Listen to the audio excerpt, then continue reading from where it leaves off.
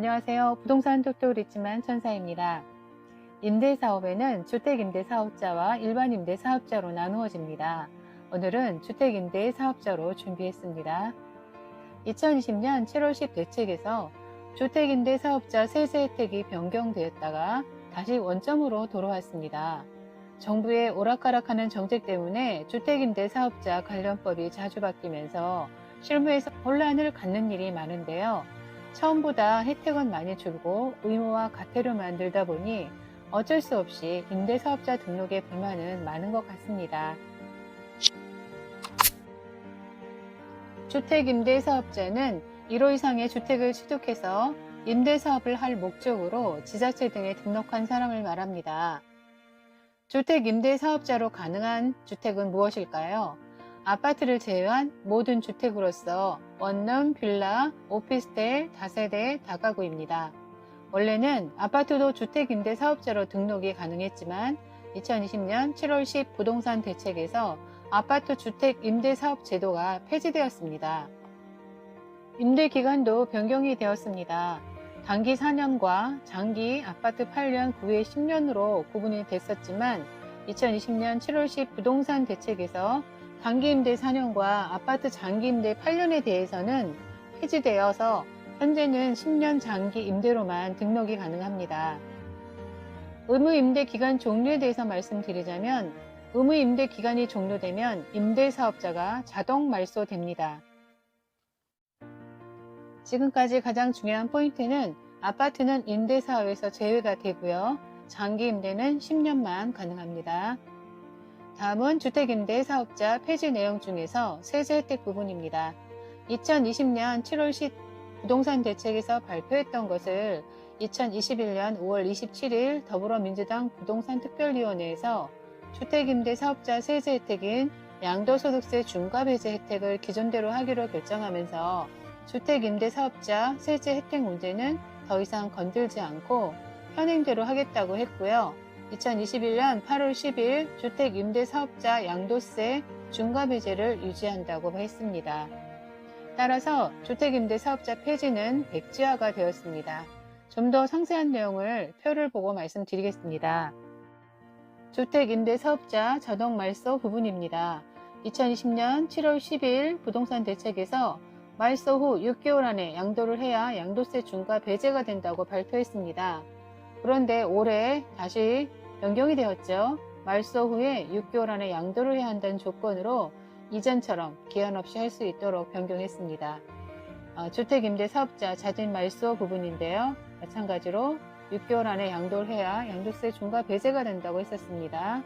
이것을 기존의 방법으로 1년으로 기간이 정해졌고요. 단 임대 의무 기간이 2분의 1 이상 임대해야 하는 요건이 있습니다.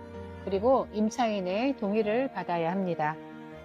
종합부동산세 합산배제 혜택인데요. 임대사업자가 의무임대사업에 임하는 동안은 현행대로 종부세 합산배제 등의 세제 혜택을 부여하되 의무임대 기간이 끝나면 추가 연장 없이 정상과세로 전환합니다. 주택임대사업자 조건을 정리해 보았습니다. 전용면적 85평방미터 이하이어야 하고요. 상하수도 시설이 갖춰진 전용 입식부엌, 전용 수세식 화장실 및 목욕시설이 있어야 합니다. 임대 의무 기간은 10년이고요. 공시지가 기준으로 수도권은 6억 원 이하, 지방은 3억 원 이하여야 합니다. 임대 계약 시 보증금 5%의 상한 제도가 있습니다. 임대 사업 가능한 주택은 오피스텔, 단독주택, 연립주택, 다세대 주택만 가능하며 아파트는 제외입니다. 주택임대사업자가 되시면 지켜야 할 의무사항들이 있습니다. 하나씩 정리해 보도록 하겠습니다. 보증보험 의무가입인데요. 2021년 8월 18일 이후 체결되는 계약건에 대해서는 보증보험 가입이 의무화되었습니다. 주택임대사업자 보증보험 가입 의무화는 2020년 8월 18일부터 시행되었으나 1년간 유예기간을 거쳐서 2021년 8월 18일부터 보증보험 가입을 안 했을 시 2년 이하의 징역 또는 2천만 원 이하의 벌금이 처해질 수 있습니다. 소유권 등기상 무기등기의 의무인데요. 임대사업자는 등록 후 지체 없이 등록한 임대주택이 임대 의무 기간과 임대료 증액 기준을 준수해야 하는 재산임을 소유권 등기에 부기 등기해야 합니다. 임대 의무 기간 준수 의무인데요. 임대 의무 기간 중 등록 임대주택을 임대하지 않거나 본인이 거주하거나 무단으로 양도할 수 없습니다. 임대차 계약 신고 의무인데요. 임대사업자가 임대료, 임대기간 등 임대계약 사항 등을 계약일로부터 3개월 이내에 임대주택 소재지 시, 군, 군청에 신고하여야 합니다. 임대료 증액 제한 의무인데요.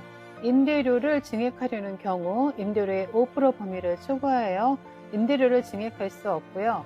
임대차 계약 또는 약정한 임대료 증액이 있은 후 1년 이내에는 임대료를 증액할 수 없습니다. 위 의무를 위반 시 적지 않은 과태료가 발생합니다. 주의할 사항 두 가지만 더 알려드리면요. 오피스텔은 실제 입주가 가능한 시기인 잔금 지급일 3개월 전부터 임대주택으로 등록할 수 있습니다. 거주주택 비과세 주의할 점인데요. 기존에는 임대주택 말고 거주주택을 비과세 혜택을 받아왔는데 이제는 말소 시점부터 5년 안에 거주주택을 팔아야 비과세 적용이 됩니다. 계속 비과세 혜택을 받는 게 아니라는 거 혼동하지 마시기 바랍니다. 문재인 정권 초기에 주택임대 사업자를 적극적으로 장려했었죠. 그러다가 다주택자 때문에 집값이 올라갔다며 다주택자들이 매물을 내놓게 하기 위해선 임대사업자 혜택을 축소시켜야 한다고 임대사업자 혜택을 하나씩 없애더니 급기야는 주택임대사업자 폐지에 대한 얘기까지 나왔었습니다. 정말 혼란스러울 수밖에 없는데요. 그래도 어찌 보면 다행인 게 저번 재건축조합원 2년 실거주 의무 취소도 그렇고요. 주택임대사업자 폐지를 처리하고 양도소득세 중과 배제를 유지하겠다고 하는 게 그간의 잘못된 정책을 하나씩 인정하는 분위기입니다.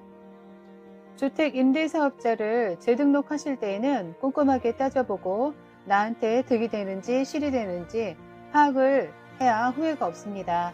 개인적으로 궁금하신 부분은 좀 더 알아보시고 세무 전문가와 상담을 하시기 바랍니다.